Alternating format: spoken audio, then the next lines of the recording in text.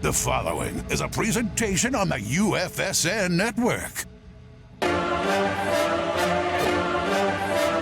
Welcome to the UFAFL Nation. Yes, welcome in everybody to another edition of UFAFL Nation. I am your host, Michael Skrz. We got a busy one for you. It's the final week of the NFL regular season and the final week of the UFAFL regular season, and still lots to determine for the playoffs. So we got a busy one today. We're going to interview Phil Bevis. He's returning to the show.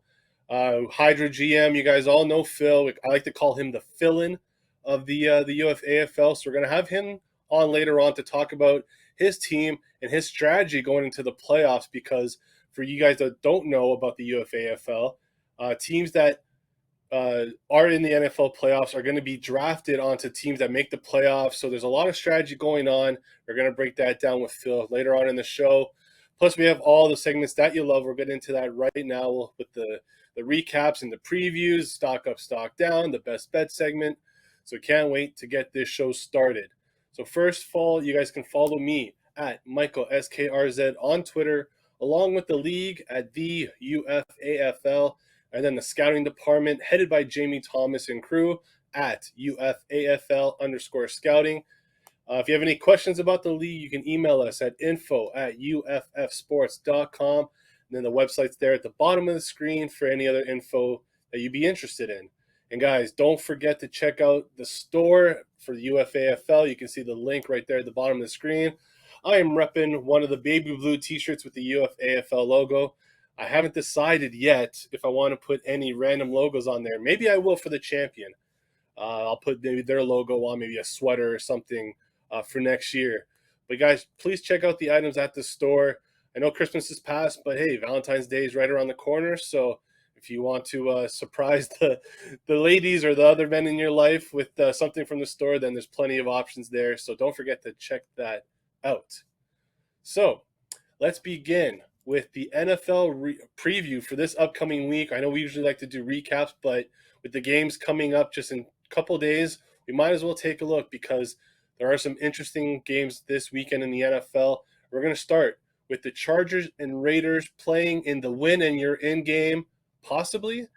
So this is a little weird because, both teams enter at 9-7. The Chargers beat the Raiders all the way back in week 4. However, there is a scenario where both of these teams make it in. So the Steelers will need to lose to the Ravens, and then the Jaguars will need to beat the Colts. Now, I know what you're thinking. There's no way the Colts will lose to the Jaguars. But what if I told you the Colts haven't won in Jacksonville since 2014? Yeah, they've lost 6 straight games in Jacksonville. So because of that, I'm not really putting that out of the question. So if those things were to happen, the Raiders and Chargers would get in if they tie. Can you imagine them just kicking it off and then just kneeling and punting the entire game? It goes 0-0 and both teams make the playoffs. Now, Chargers coach Brendan Staley, I think earlier said that they wouldn't allow that happen for the integrity of the game. But it's still kind of funny to think about that happening regardless. I do think the Chargers will probably win this game. I just think they're a little bit more talented. The Raiders have won 3 in a row. I'm actually shocked that they beat the Colts this past weekend. But if you look, we talked about this last week with the Raiders. They've been getting pretty lucky with some poor quarterback play from the opposing teams they've been playing. So I think it's a little bit of fool's gold. I think they had the whole rallying for John Madden last week. I think that's what helped them propel themselves against the Colts. I just think the Chargers are a little bit more deep on both sides of the ball. Austin Eckler's been really good. Justin Herbert's obviously a stud. I'm not sure if the Raiders defense can hold them close in this game. So I do think the Chargers will win this one, but it's been a good story for the Raiders this year, considering all the stuff off the field that they've been dealing with.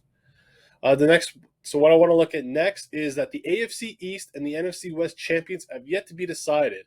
So the Bills and Patriots, they're both 10-6 entering the final week of the season.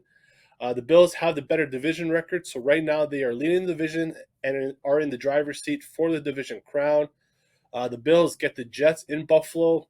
Should be an easy win. The Patriots actually avoided a desperate Dolphins team. They can't make the playoffs because of their loss to the Titans last week. So New England should be able to beat this Dolphins team. Tendencies show that you can run all over the Dolphins, and the Patriots defense going against Tua and that old line for the Dolphins just looks horrendous. So I see both of these teams winning, and it possibly could lead to a 4-5 matchup for the playoffs. So New England would travel to Buffalo in the wild card round, which would be pretty exciting. Be the rubber match for these two teams.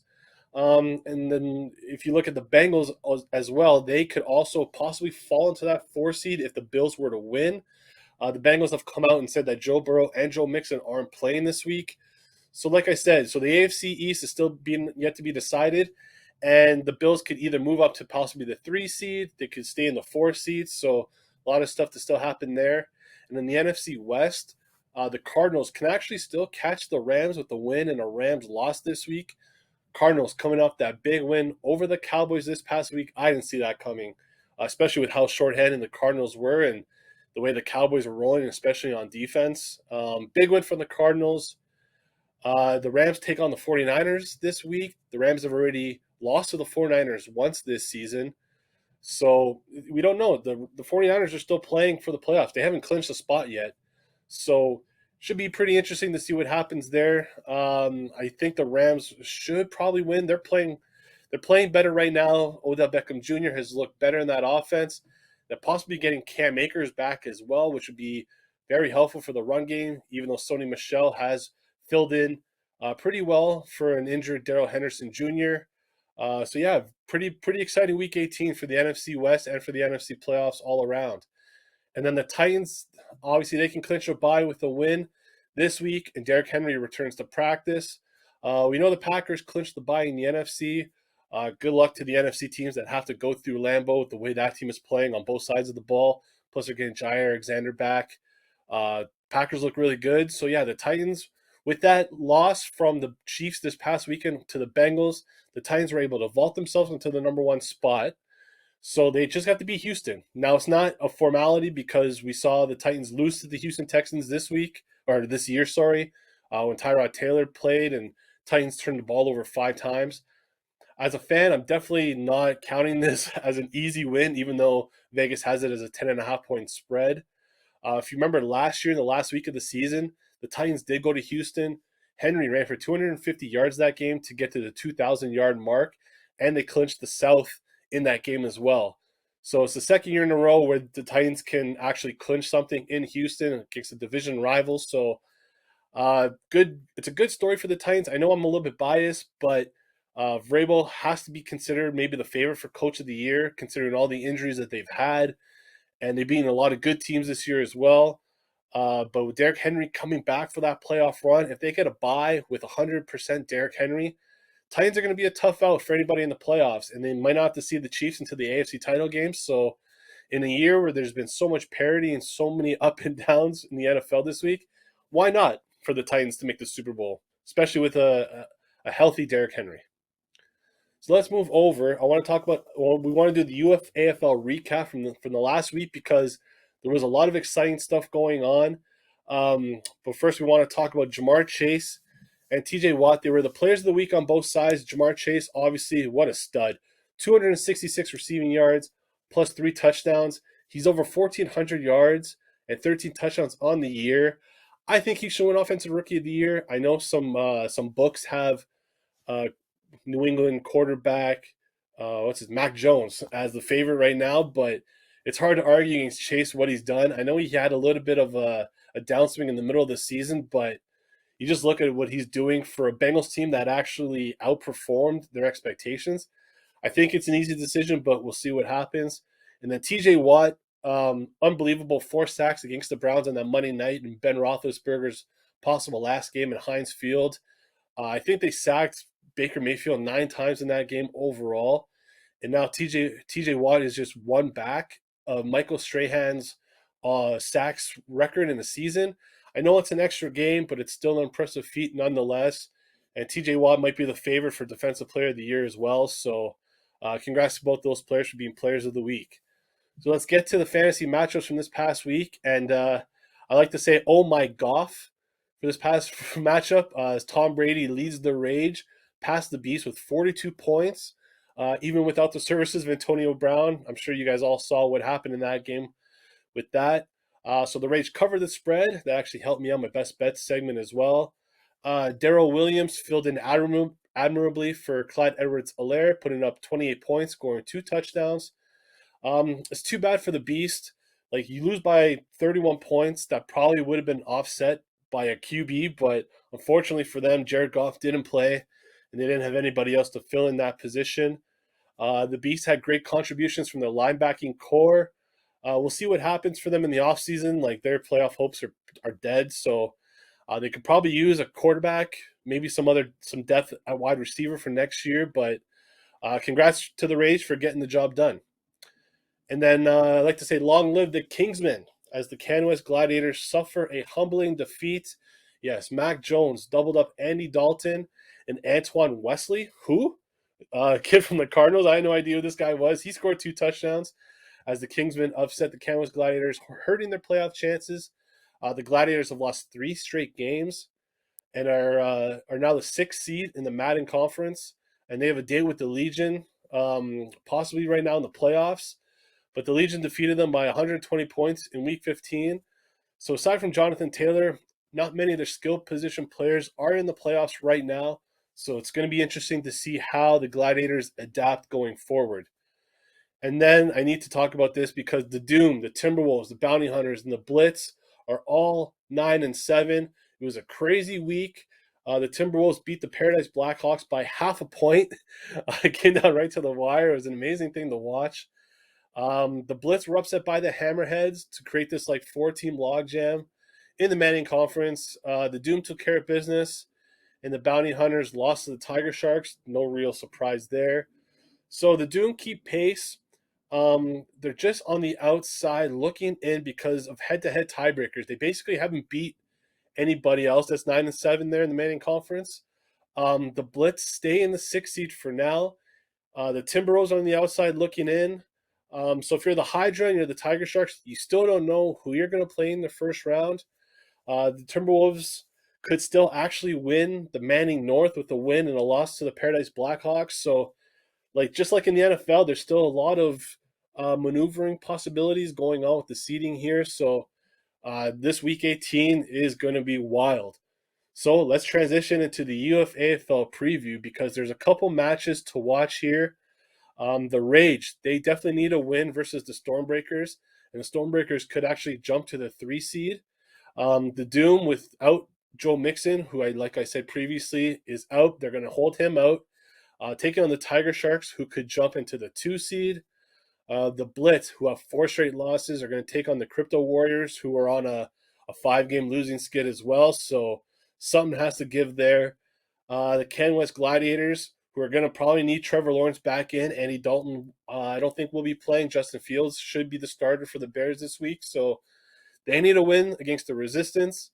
The Timberwolves taking on the Surf Dogs, and then the Blockchain Bounty Hunters taking on the Ghost Riders. So those are the matchups we're all obviously looking at.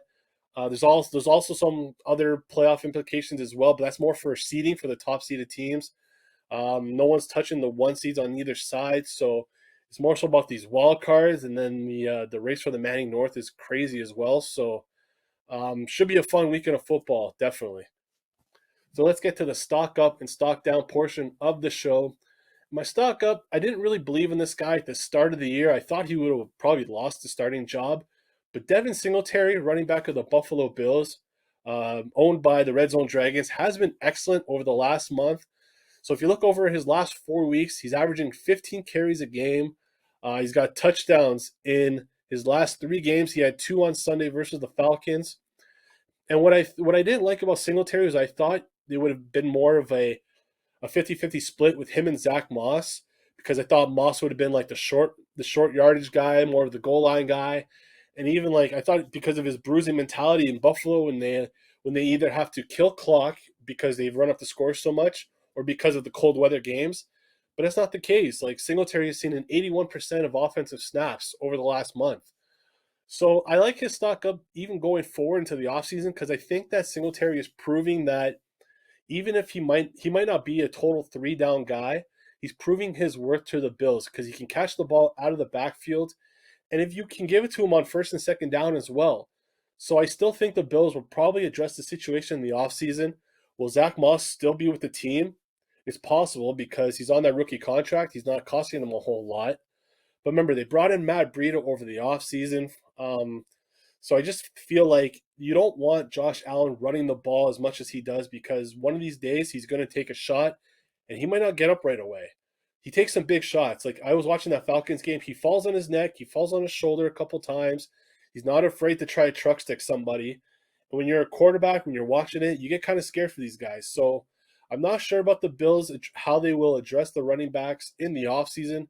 But I think Devin Singletary has proven enough that he can take the load when you need him to, and he's a reliable pass-catching back as well. So he will be part of the team going forward. I'm just curious to see in what capacity. And then for my stock down, I didn't want to focus on one singular player. I wanted to focus on one whole team, because the New York Giants, the offense might be one of the most disappointing units in all of the NFL this season. And you got to look in the trenches first. Like, you look at the offensive line, you look at all the metrics. Like, if you go through like Pro Football Focus and everything, they're bottom 5 pretty much across the league in all rankings. Andrew Thomas, their 4th overall draft pick a couple years ago, or last year, sorry, he's been okay, but the rest of the team is just absolutely stunk. I'm not like so they have 2 first-round picks. You definitely got to think they're going to use one on offensive line this upcoming draft. But then, like, what else are you going to use that other pick on? Because you don't know if Daniel Jones is going to be the QB. Will Joe Judge be the coach of this team going forward? Dave Gettleman, he's probably he's on the outs. So I don't really know about this team going forward next year. Like, you see the skill players that they have. Saquon Barkley coming back from the injury. He's looked better as of late, but is he going to be that top 5 talent that we saw or that we all anticipated maybe before the season? I don't know. I don't really think so, especially behind this offensive line. Like, you can't really trust that. Daniel Jones, he's definitely not the future of the Giants. I don't think so. He hasn't really proven anything. And then you look at the wide receivers, Kadarius Toney, great surprise. Everyone kind of tripped that pick. It was a first-round pick when we were thinking, like, you have Sterling Shepard, you have Evan Ingram, you have Darius Slayton. Yeah, you paid for Kenny Golladay, who's been an absolute bust at wide receiver this year. And you just look around at this team and you just think, like, how are they really going to get better? I'm just not really sold on this team. I remember at the start of the year, I said Daniel Jones would be a good guy for like daily fantasy, but because of the rushing yardage and whatever, but he just hasn't been great. And I just think that with one of the 2 picks, they might grab a quarterback in the draft. It wouldn't shock me at all. Maybe just start over, but just stock down for the Giants. Kadarius Toney might be the only guy that might be salvageable, but the rest of the team, I just think that their stock is just way down entering 2022, 2023. So let's move over to my best bets. And we talked about this team in the UFAFL preview. And I'm taking the Rage, covering the 3-point spread over the Stormbreakers. Yes, I do think they're going to pull an upset. I think I'm going to go back to that Tom Brady, Mike Evans connection. They did well for my best bets last week against the Jets. So I'm going to go back to that one more time because the Buccaneers definitely need the win. And I think with this whole Antonio Brown fiasco, Brady and the boys are just going to go out on the field and try to put that all behind them. And what better way to do that if you're Tom Brady, to define Mr. Reliable? Mike Evans has been basically amazing. He's a 1,000-yard guy and 10 touchdowns basically every year. I just like this connection. And then for the Stormbreakers, I look at the Eagles and I look at Jalen Hurts. It came out on, I think it was Tuesday, that the Eagles have 12 of like their starting caliber players on the COVID list. And if you look, they clinched a playoff spot, and I don't really think that they can move up more. They're taking on the Cowboys this week, and it's possible that those 2 teams will play each other actually in the wild card round. So the Eagles might not even play Jalen Hurts, or even if he does play, I don't think they're going to be doing a whole lot. They're not going to want to empty the bag against the Cowboys team to show them possibly what they could use against them in the next round, in the next week, for the wild card round. So I just really worried about Jalen Hurts, and I just think that there's more players on the Rage that have something to play for this week. And because of that, I am taking the Rage to cover the Storm.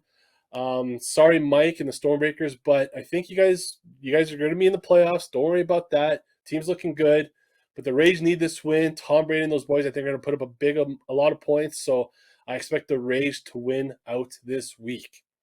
And with that, we are going to head to our interview with Phil Bevis from the Hydra. Hey!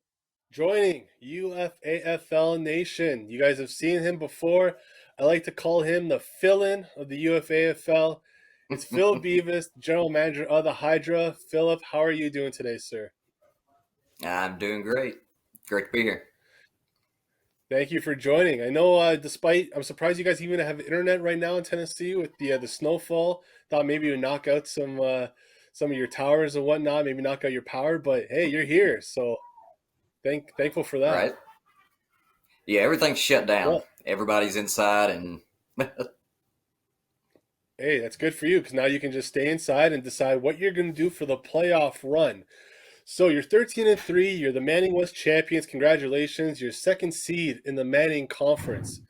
Now I'm looking at possible opponents for you. You're looking at like the Blockchain Bounty Hunters. You're looking at the Doom, the Blitz, maybe even the Timberwolves.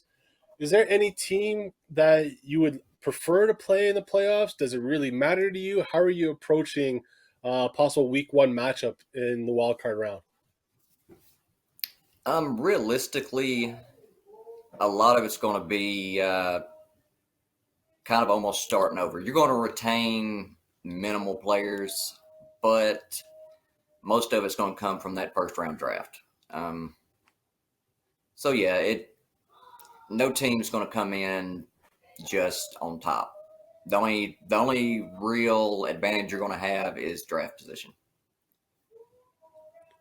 Yeah, so I look at your key players. So Dak Prescott will be in the playoffs. Austin Eckler, you're obviously cheering for this weekend to get in.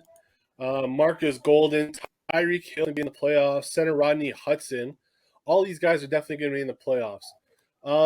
So looking at this like upcoming playoff draft, do you think you'll be focusing more on like skill position players, or are you focusing more on like the defensive side of the ball and like more so in the trenches? How are you going to be approaching this playoff draft? Because it's fascinating to me because you have to cheer for these good players on the good teams that are on your squad. So it's wild to me. Right.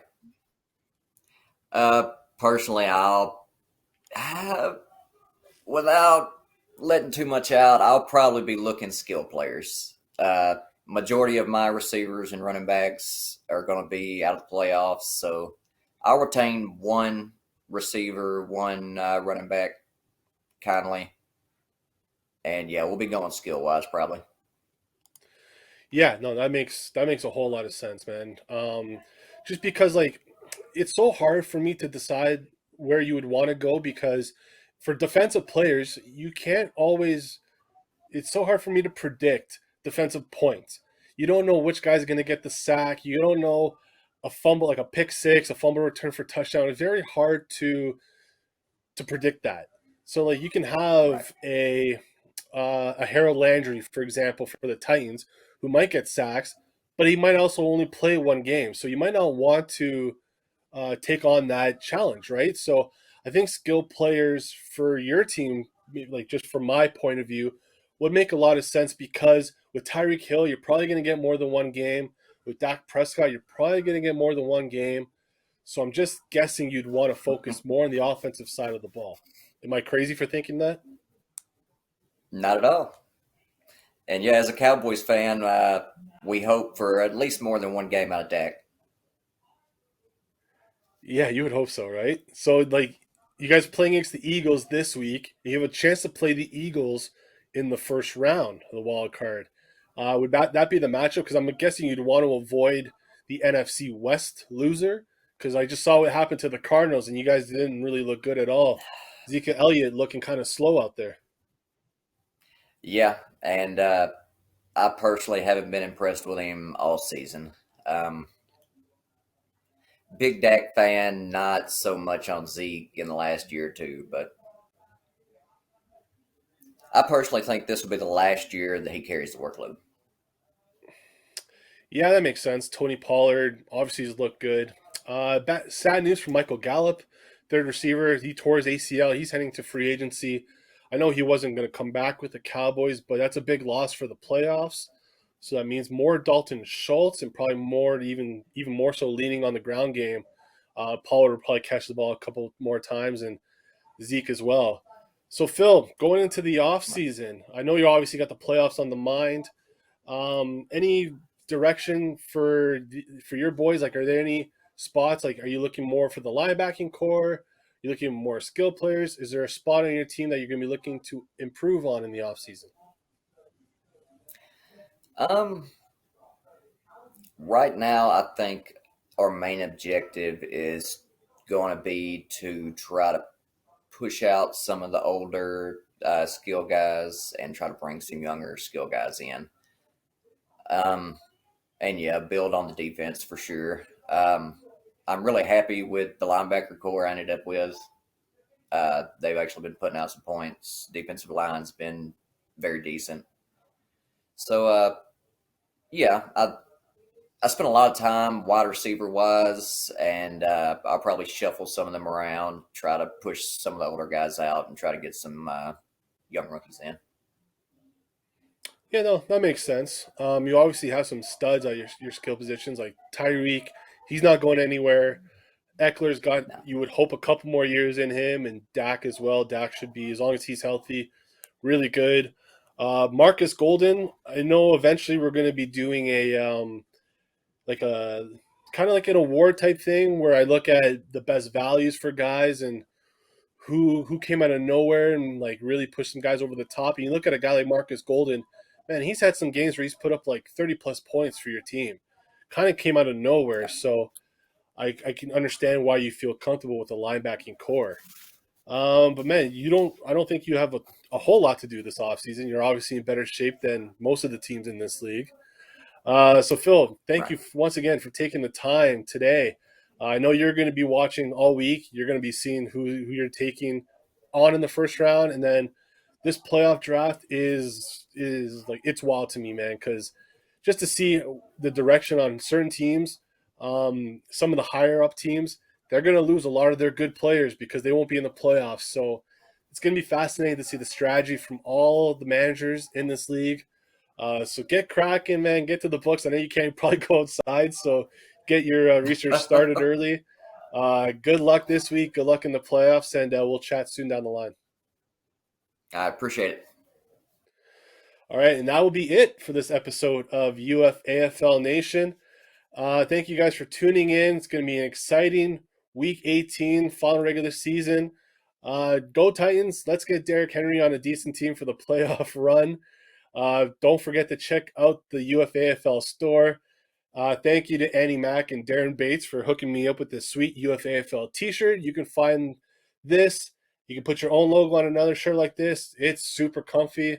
I actually slept in it last night because of how cold it was. And yeah, guys, thank you for tuning in. This is going to be a fun week, and we will talk to you next week.